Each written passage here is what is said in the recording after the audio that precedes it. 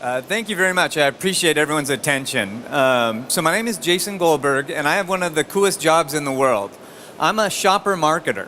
So what I do for a living is I watch people shop, and I try to figure out what it is they're looking for and how we can create a better experience that will eliminate the customer confusion and allow them to make more and better purchase decisions. I'm going to spend just about 15 minutes sharing with you some really exciting changes that are happening in how people are shopping. And I can pretty much guarantee you that if you give me 15 minutes, you'll leave with some new ideas about how you can change your own business to take advantage of some of these trends that are happening in the consumer marketplace. So I mentioned earlier that the world is changing pretty quickly.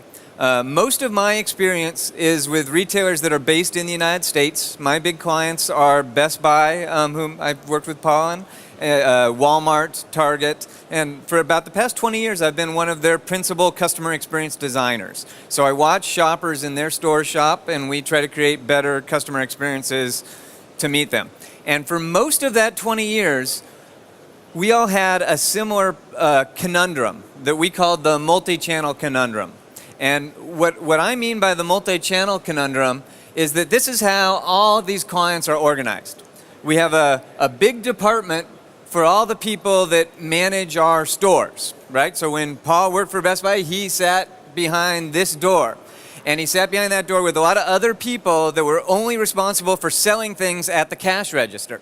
And then in the late 1990s, early 2000s, this new thing called the World Wide Web became popular. And a bunch of retailers created a new door, and they put a different team behind that door that was only responsible for selling things on the website.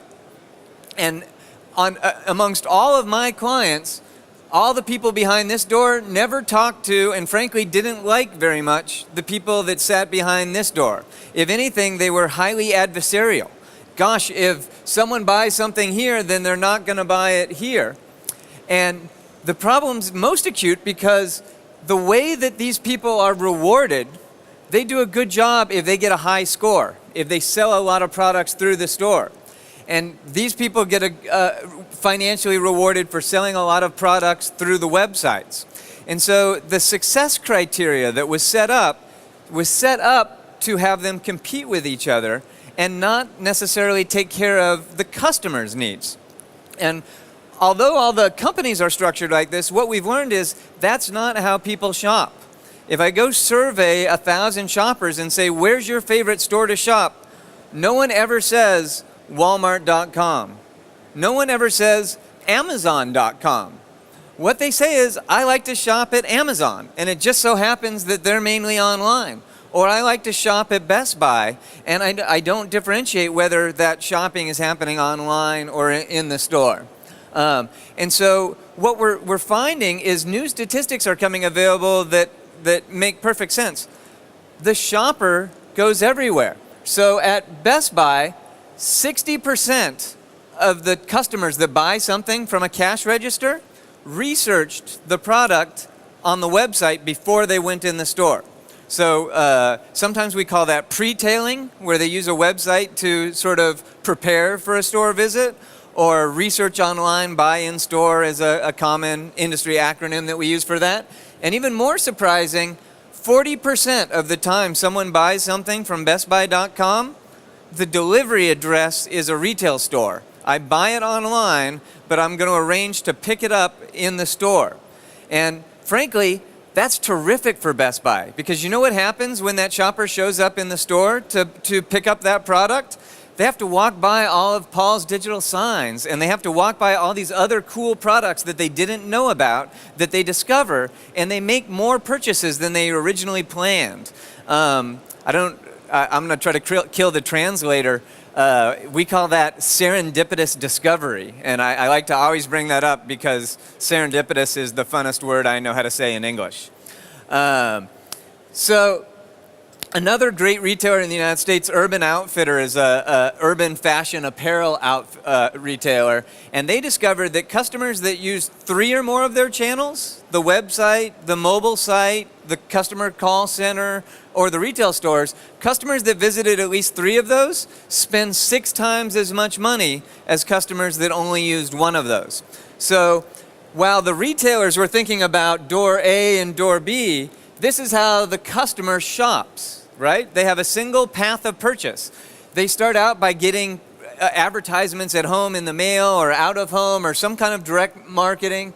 They do some research. They might call a company and ask some questions.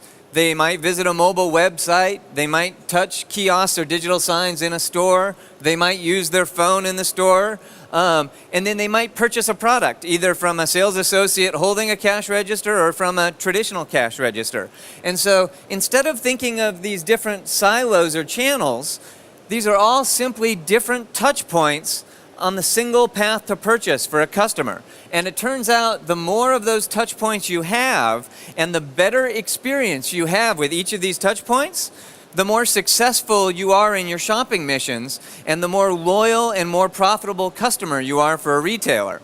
So today, as a retailer, one of our biggest challenges is understanding all of the touch points and tying them all together, because nothing is more frustrating than going to a website, doing some research, and deciding what printer you're going to buy. And then you walk into the store, and guess what? The printers have different model numbers in the store than the research you did on the website, or they have different prices. And so you're a consumer and you say, gosh, I went to Office Depot online, and when I got to Office Depot in store, I had to do my research all over.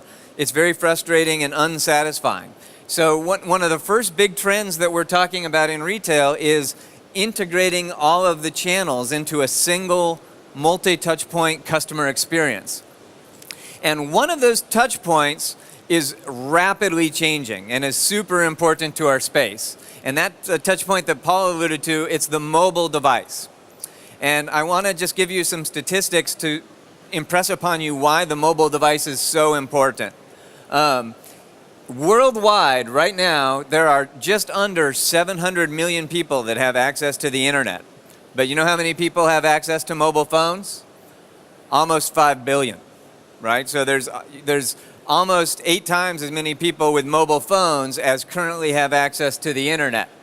The Morgan Stanley does an annual report where they predict the future of the mobile market, and they're currently forecasting that 2 years from now, there will be more traffic on the mobile internet than there is today on the traditional internet. So back home, we talk a lot about, gosh, kids that are born today will never know what a music CD is, or they'll never know what a video DVD is. Kids that are born today will never use a computer to access the internet. They will have devices that are far more powerful with far faster access that they carry with them. Their digital looking glass. And by carrying that device with them, they're going to be able to do all kinds of things on it that we today think of as kind of silly, that we can't imagine people using the devices for. And so there's a company that I'm sure we're all familiar with, Google. They make their money selling ads to people on the internet. That's how they make money. All the other products that we talk about that we use, those are all for the purpose of getting eyeballs on the internet to sell ads to them. And the CEO of Google has already said, we know all those users are going to go from the internet to the mobile devices, so we are certain that our future, we will make more money selling ads on mobile devices than we make selling advertisements on the internet for computers. So this mobile phone is going to be an enormous change in consumer behavior in every category of life. And being a retail guy, I'm particularly interested in what effect it has in retail stores. And so a lot of people say, well, gosh, if the phone is going to replace the web browser and people shop online today, then they're going to shop on their phone, and that's going to be the big change. And it is true that probably some people will use their phones to purchase products and shop on the phones.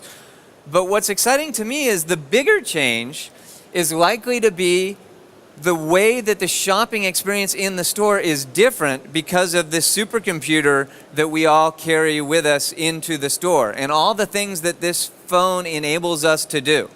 So this is a child's toy compared to the phone we'll all carry just 2 years from now, right? The technology is evolving. It's getting twice as powerful every year. The bandwidth on the devices will be 10 times as high in 2 years as it is today.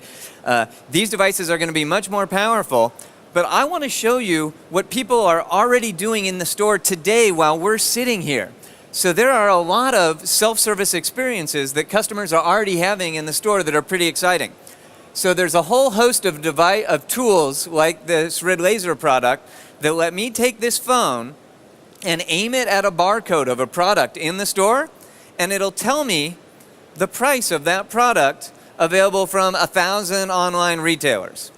So 10 years ago in retail, I did stupid things. I sold things too expensively, hoping my customers wouldn't know that they could get it less expensively somewhere else. Totally common tactic. Today, my customer always knows what the best price is. And you know what's funny about that? The customer doesn't necessarily buy it from the place with the best price, but they want to know what price they're paying and what the best price is before they'll make a purchase. So if I'm in a Best Buy store and I can't find out any other pricing information, I might not buy this TV because I'm terrified I'll go home and find out that I could get this TV for half price at Costco. So I don't make the purchase, I walk out. If I were standing in front of this TV and I knew that the best price in the world was only 5% less than the Best Buy price, I would buy it from the Best Buy because I could take it home, throw it in my car, and be done with it. And I know I wouldn't be embarrassed to have just paid 5% more for the convenience. And so it turns out when we give people good pricing information, they buy more often. And these kind of tools are giving people perfect price information. Amazon is upping the game even more. We don't need barcodes. Just take a picture of the product. Just aim the camera from the phone at the product and we'll recognize the products that you're looking at and we'll give you perfect product information about that. So if there's a book or a CD or there's a woman walking across the hall from you that has a cool bag that you want to have, you can take a picture of the woman with the bag and Amazon will tell you that's this Louis Vuitton bag and it's available for 10,000 euros for, you know. Exactly. This is right now. A store that Paul and I have both done a ton of work in, Best Buy, they're 100% in.